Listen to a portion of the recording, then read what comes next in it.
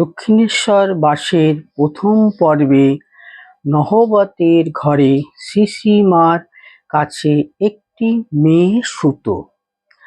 একদিন রাতে খুব ঝড় বৃষ্টি হওয়ায় মেয়েটি আসতে পারেনি। ঠাকুর শ্রীশ্রীমাকে তার ঘরে এসে শুতে বললেন। শ্রীশ্রীমা ঘরে এলে ঠাকুর বললেন, তোমার গয়না কোথায়? নিয়ে এসো। মা বললেন, এখন আমি আনতে পারবো না। এই ঘটনা থেকে বোঝা যায় ঠাকুর মায়ের কল্যাণ চিন্তা করতেন বলেই তার গয়নাগাটি যাতে চুরি হয়ে না যায় সেদিকেও তার সজাগ দৃষ্টি ছিল। অথচ এই মানুষই প্রায় সর্বক্ষণ সমাধিতে মগ্ন থাকতেন। শ্রীম একসময় স্মৃতিচারণ করে লিখেছেন, আমরা তাকে দেখেছি মার অর্থাৎ জগন্মাতার সঙ্গে কথা কইতে। স্বামীজির বয়স তখন 19, ব্রাহ্ম সমাজে যাতায়াত করতেন। ঠাকুরের সঙ্গে তার যখন সাক্ষাৎ হয়, ঠাকুর তাকে বলেছিলেন, তুই নদের গৌরাঙ্গ জানিস? সেই আমি। স্বামীজি আমার কাছে গল্প করলেন আর বললেন, উনি পাগল নাকি?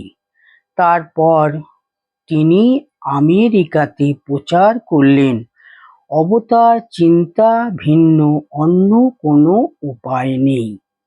ঈশ্বর সম্বন্ধে অন্য কি ধারণা করবে? যারা ঈশ্বরকে সর্বব্যাপক, অনন্ত, নিরাকার বলতে কি বোঝে? কতকগুলি শব্দের বানান ছাড়া আর কিছুই বোঝে না। ঈশ্বর স্বরূপ যতই কল্পনা করাও না কেন, তোমার কল্পিত ঈশ্বর অবতার অপেক্ষা নিচু। মানুষের মানসরূপী ভগবানের পূজা ছাড়া আর অন্য উপায় নেই। ঠাকুর নরেন্দ্রকে খুব ভালোবাসতেন এবং তাকেই শিষ্যদের মধ্যে প্রধান করে গেলেন। শ্রীম স্মৃতিচারণ করেছেন, ঠাকুর স্বামীজিকে দুবার বকেছিলেন, দক্ষিণেশ্বরে ও কাশীপুর বাগানে। দক্ষিণেশ্বরে প্রথম প্রথম স্বামীজি মা কালীকে যা তা বলতেন। ঠাকুর তাই শুনে একদিন বললেন, তুই এখানে আর আসিসনি। স্বামীজি ঠাকুরের বকুনি খেয়েও রাগ না করে তার জন্য তামাক সাজতে লাগলেন। কাশীপুর বাগানে তান্ত্রিক মতের কথা নিয়ে বকেছিলেন। বলেছিলেন, আমি দেখেছি যারা ধর্মের নামে এরকম করে তাদের কারো ভালো হয়নি। একদিন স্বামীজি টেরি কেটে ঠাকুরের কাছে গিয়েছেন। ঠাকুর হাত দিয়ে তার টেরি ভেঙে দিয়ে বললেন, বাবা, আমরা তো পৃথিবীর কোনো ভোগ নিতে আসিনি। এই ঘটনায় স্বামী শুদ্ধানন্দ বিস্তারিতভাবে লিখেছেন। স্বামীজি তখন নরেন্দ্রনাথ। নিয়মিত দক্ষিণেশ্বরে ঠাকুরের কাছে যান। নরেন্দ্রের টেরি কাটা কোঁকড়ানো চুল দেখে ঠাকুর তাকে বাবুয়ানির জন্য পরিহাস করলেন। নরেন্দ্র ছাড়ার পাত্র নয়।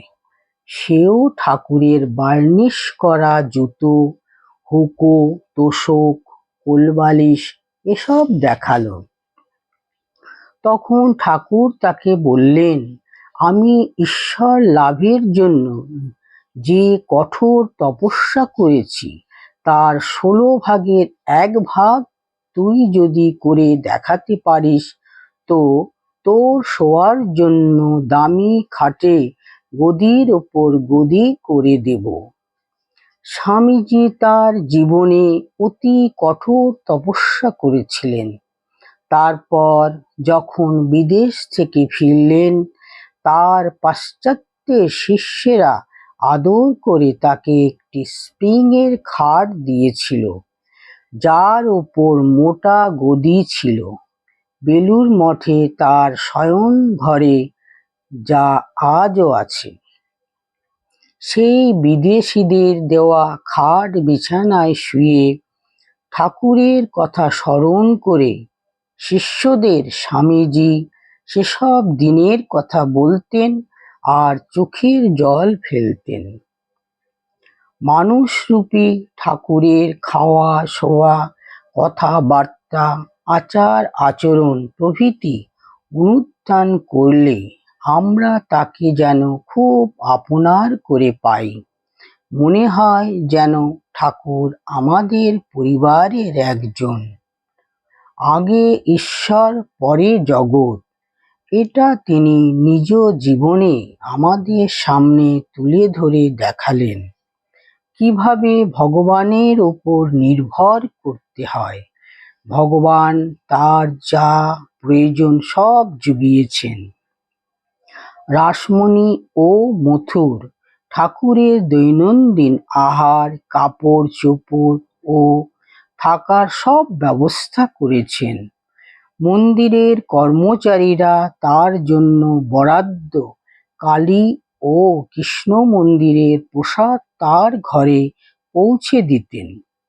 ঠাকুর সকালে কৃষ্ণের প্রসাদ একটু মাখন মিশ্রি এবং কালী মন্দিরে ফল ও মিষ্টি প্রসাদ খেতেন। একদিন বালক স্বভাব রাখাল ঠাকুরের আগে কৃষ্ণের মাখন মিশ্রি প্রসাদ খানিকটা খেয়ে ফেলেন। তাতে ঠাকুর তাকে তিরস্কার করেছিলেন।